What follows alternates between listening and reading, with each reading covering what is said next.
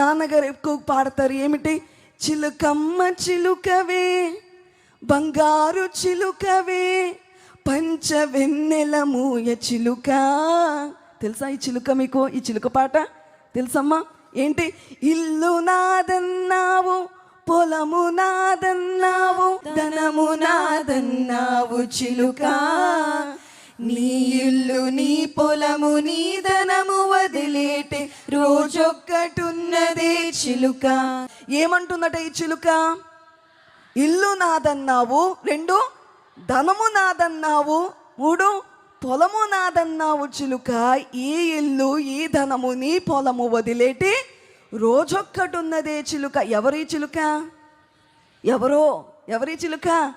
మనమే, మనుషులమే. చిలుకమ్మ చిలుక, అది నీది, ఇది నాది, ఇది ఐశ్వర్యం, అది ఇది.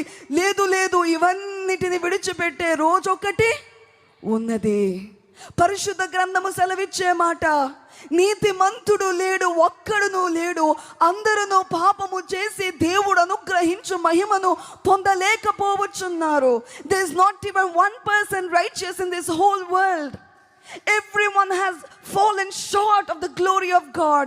దేవుని యొక్క మహిమను అందరూ కోల్పోయిన వారే.